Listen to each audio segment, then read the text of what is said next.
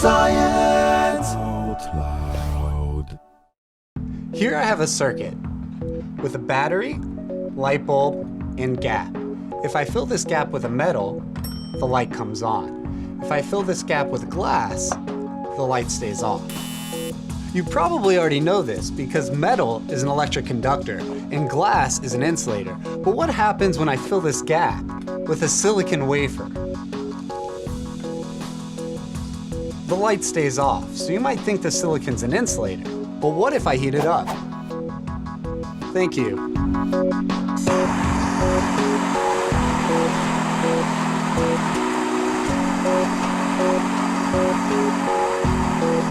It lights up.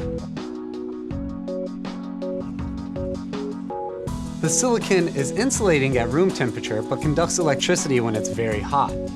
It's a semiconductor whose conductivity changes based on the environment. This special ability makes semiconductors the perfect brains for electronic devices. Circuits of small semiconductor switches, called transistors, are at the heart of computer chips and enable them to do math and run programs. Semiconductors have enabled electronics to become smaller, faster, and more reliable. But what is it exactly about these semiconductors that allow them to either conduct or insulate? In a single atom, electrons can occupy specific energy levels. When multiple atoms bond, the electrons are shared between them. But because the atoms are now interacting, the energy levels shift around. In a solid, trillions and trillions of atoms interact with each other. Their individual energy levels smear into energy bands. For a material to conduct, the electrons must be able to jump from lower energy states to higher ones. The spacing of these energy levels and how they're filled with electrons determines if the material is a conductor, insulator, or semiconductor. If there's a huge gap between the lower energy levels and the higher ones, it's hard for electrons to jump to the higher ones, so current can't flow, and it's an insulator like this glass. Metals have no gap at all. Electrons can move to the higher energy levels with no problem. Current can flow. Semiconductors fall somewhere in the middle.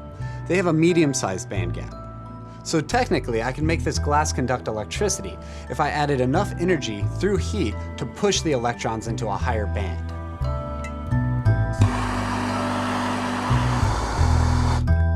But that amount of heat would either melt or break the glass before it actually conducts.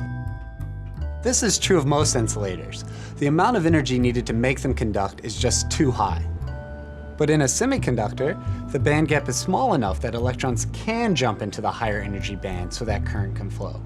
The amount of heat we apply determines how many electrons jump into the higher band and how much current flows.